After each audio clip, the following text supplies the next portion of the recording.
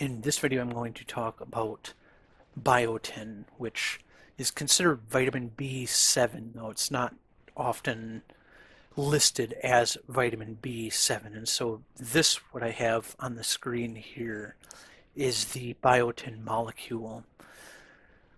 So the thing you'll notice is that it has kind of this long chain here, and that's actually an important part of its function. But I'm not going to be talking about its function in this video.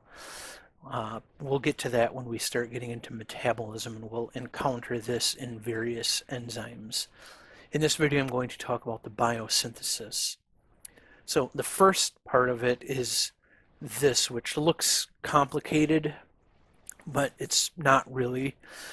So we start with fatty acid synthesis. And so what you see here is, and once we get to fatty acid synthesis, I'll go through this in more detail, but we see just sort of a repeated pattern of these three steps here. So this reduction, which turns this carbonyl into a hydroxyl, then a dehydration, which removes the hydroxyl and makes this double bond, and then a reduction that gets rid of the double bond. And then we have this part here where we actually add that carboxyl onto it. Then once again we reduce, then we remove that hydroxyl for the double bond, and then we remove the double bond with a reduction. And so we end up here at this pimaloyl ACP methyl ester. And so from there, this BioH then removes this methyl group right here, and we end up with this pimaloyl ACP. And so that is where we are going to start here. So the pimaloyl ACT is the same as this pimalate thioester. Once again, a big thing in biochemistry is that there are multiple names for different things. And we even see that here with these first two enzymes where I've added in these, actually these names here for these enzymes I found to be the more common versions, the kappa synthase and the DAPA synthase. But the paper I got this schematic from used the AON synthase in the DAN synthase version. Then of course there's also BioF, BioA, BioD, BioB for names of these. And so like I said, once again, in biochemistry we end up having lots of names for different things, and it's the same with this pimalate thioester here. Thio, by the way, telling you that there is a sulfur in it, so that thio always means sulfur. So thio, and then it's an ester, so there's an S here, and then the carbon adjacent to that is a carbonyl carbon. So a usual ester is an oxygen, and then we have the carbonyl adjacent to that oxygen, which I drew really badly here, but I'm using my mouse instead of my notepad for some reason. Well, not some reason, it's because I don't really have to write anything. But anyway, this is an ester bond. So this is a thioester. And then from there we go through this where we actually add on this part here that comes from an alanine, which is an amino acid. So we remove this thioester here and add this alanine onto here.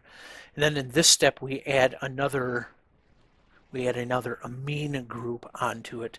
And this one is interesting because it actually uses s-adenosylmethionine as the amino group donor. And I think the paper that I got this from said that it's the only known enzyme that uses s-adenosylmethionine as a amino group donor. It's usually a methyl group donor, but in this case it uses a amino group donor. And so from there we end up cyclizing. So these two nitrogens will come together with this right here, which comes from carbon dioxide. And so that makes this D-thiobiotin. And then the next step is actually adding the thio part, which once again is this sulfur. So it's basically taking this carbon here and this carbon here and adding a sulfur right there. So that's what that step is going to do. And so this is all known in bacteria, but I had a hard time finding too much about eukaryotic, but I found this paper which actually looked for these same genes in different eukaryotic algae in this case. And so this is the BioF, BioA, BioD, and BioB, which are the same ones we have here. We have the BioF, the BioA, the BioD, and the BioB. And these in this box right here are all different names of different species of algae.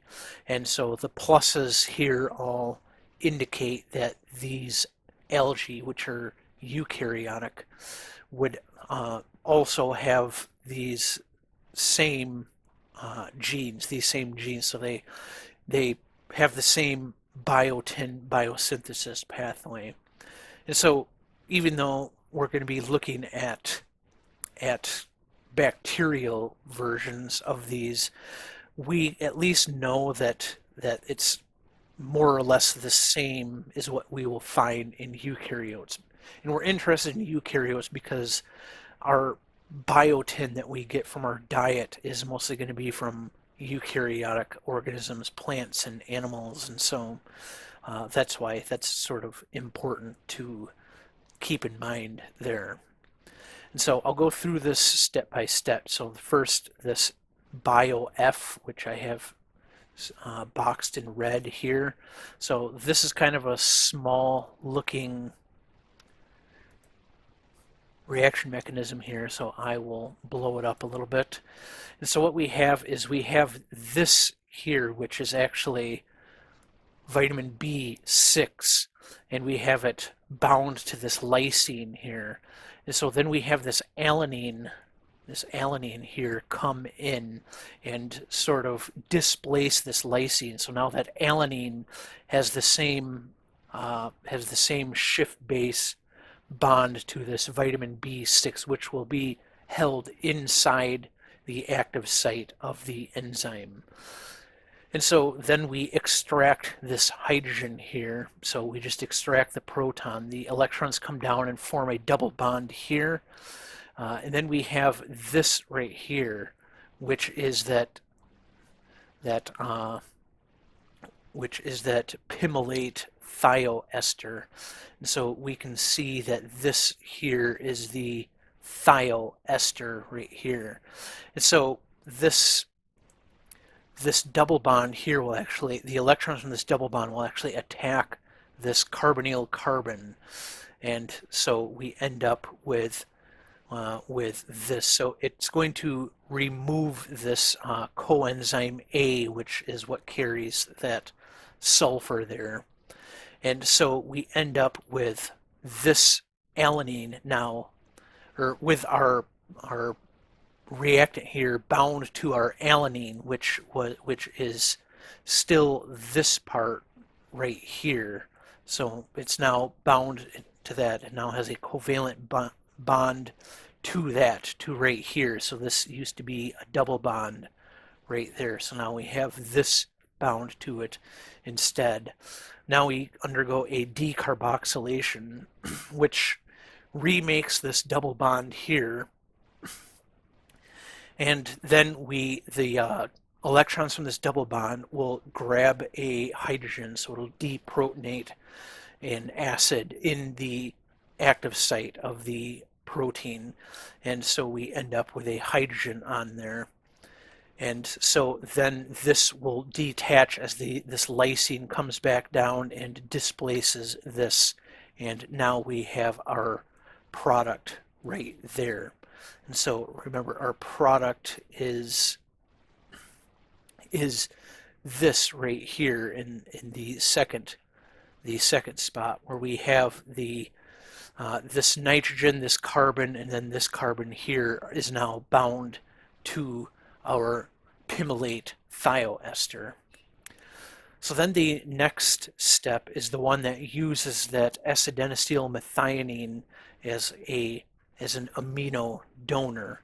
So I have that right here. I couldn't find a good mechanism for it online, but I wanted to show right here this part that I have in the blue box within the blue box, where we have this s-adenosylmethionine. And usually what this does is it donates this methyl group right here. So that's what s-adenosylmethionine is usually used for. But in this case, it's actually donating this amino group right here. And so we see that that is removed, and that goes onto our kappa right here. And so this oxygen on the kappa right here is replaced with that amine group right there. And so I actually have the structure for this. So this in orange here is our s-adenosylmethionine here. And so it's an analog of s-adenosylmethionine anyway. And so what we see is we have this amino group right here next to the carboxylic acid at the end. And so that would be this blue atom right here, which is the amino group. And we see here in yellow, we're actually using vitamin B6 again. And so I imagine that this s-adenosylmethionine donates that amine group onto the vitamin B6 here, because what we see actually is that our kappa actually binds into the same place as the s-adenosylmethionine. So if I remove this s-adenosylmethionine here, so hide sticks, and then I'll put in that kappa, which goes right there. So show sticks, that is our kappa. So I imagine what's going on in this reaction is that the s-adenosylmethionine goes into the active site. It donates this amino group to the vitamin B6. Then this product here leaves the active site, and only after that does this reactant then enter the active site, and then that amino group can be attached to this molecule in order to produce this product here, which has these two names right here.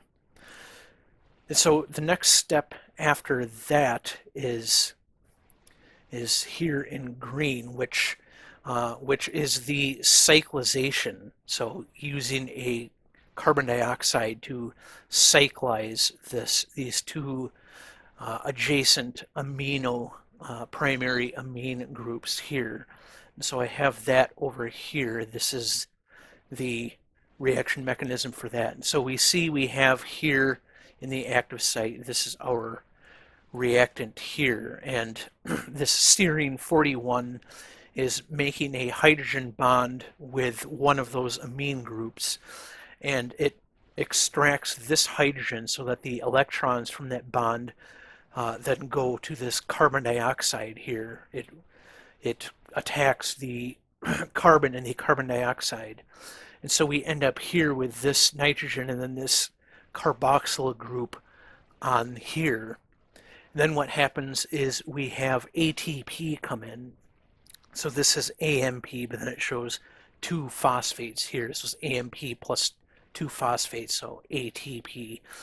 And so then one of the oxygens on this added carboxyl group attacks the phosphate here at the end of this and displaces this the ADP, so the ADP will come off. So that's what they are showing right here. And so now we have this amine group here bound to this carboxyl group here, which is now bound to this phosphate right here. And so then this nitrogen, this other nitrogen, attacks the carboxyl group here that's now bound to this nitrogen. And this is now made favorable because of this phosphate here. That is what adding phosphates is good for, other than sort of turning things on and off, which we see in cell signaling. But in enzymology, they are often used to make a reaction more favorable. And so that's what's going on here. And so we end up with this group right here where the two nitrogens and these two oxygens, but now this phosphate will come off of here, and we are now cyclized here with this this carbonyl carbon right here. And so that is the D-thiobiotin synthase.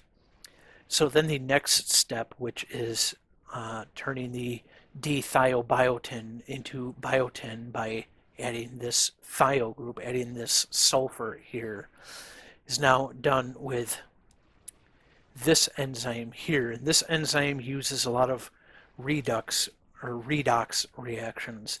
By the way, this is the s-adenosylmethionine molecule.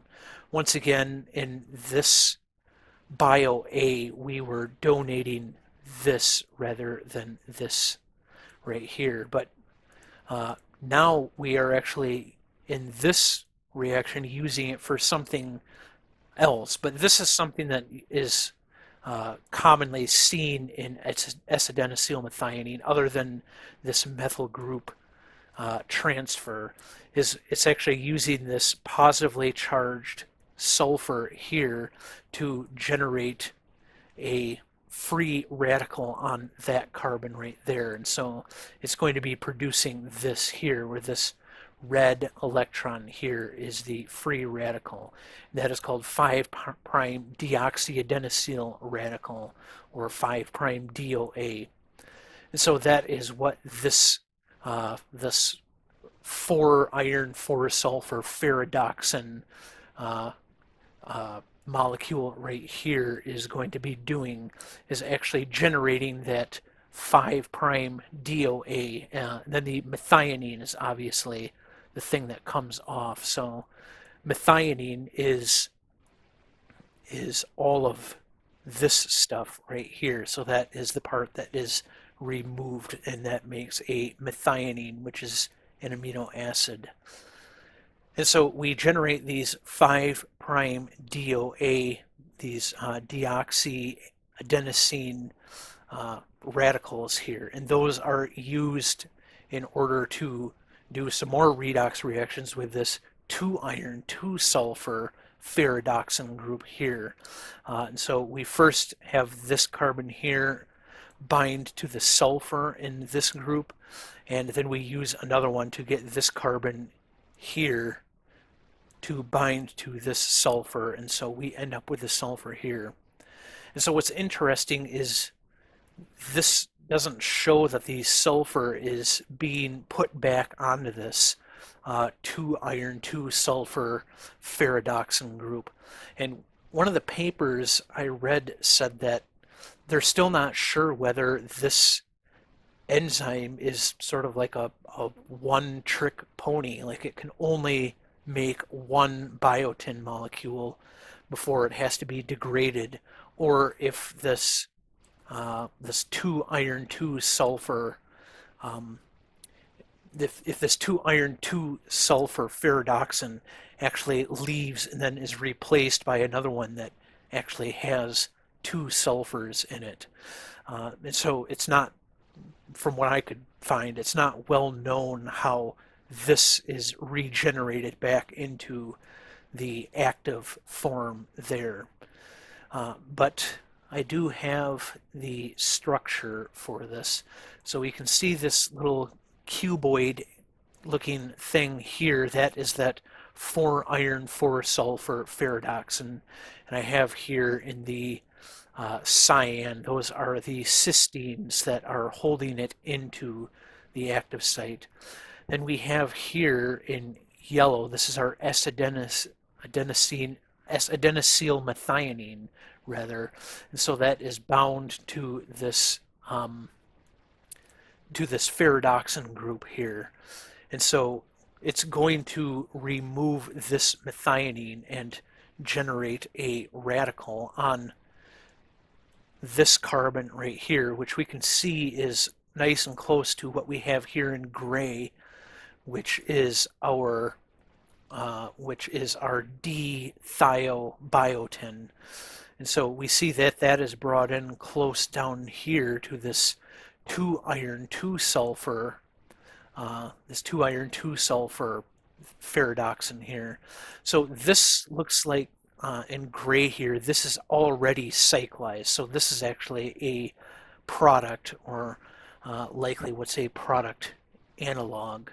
But anyway, we can see that that is brought in close down to this sulfur here, which is the sulfur that would be, yeah, so this is an analog, because what we have here, no, this is actually the reactant, isn't it? Because this is this cyclic ring from the previous step. So the sulfur is going to be added between this carbon right here and this carbon right here. So we'll end up with a sulfur right there, and that sulfur will come from this ferredoxin ring right here.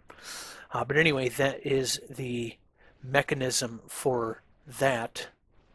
And I think that was everything I had for biotin biosynthesis. So once again, just to kind of give a quick overview, we start with something from the fatty acid synthesis, which is this sort of repeated reduction, dehydration, reduction, then adding this, so an oxidation. So reduction, dehydration, reduction, oxidation, just sort of over and over again. If we wanted to make a fatty acid, we'd keep going to higher and higher numbers of carbons in here, but this actually shunts this part off from the fatty acid synthesis cycle in order to perform these 4 steps here, which are the 4 that I talked about here.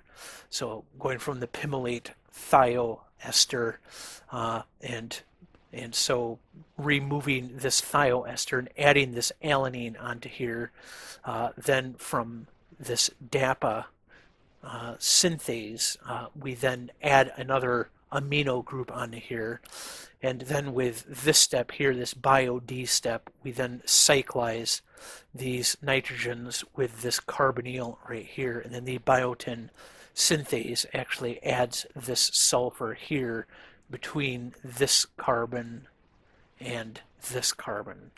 And so that is how biotin is generated. And like I said, we'll see how it functions when we get into metabolism. It's kind of an interesting molecule, and how it actually binds onto a protein, and then can actually sort of wiggle around within the protein and actually move carboxyl groups, which is what this moves from one place to another within a protein complex. But anyway, that's getting ahead of ourselves. So this was biotin, aka vitamin B7 biosynthesis. I hope you found this interesting and helpful, and I will see you in the next video.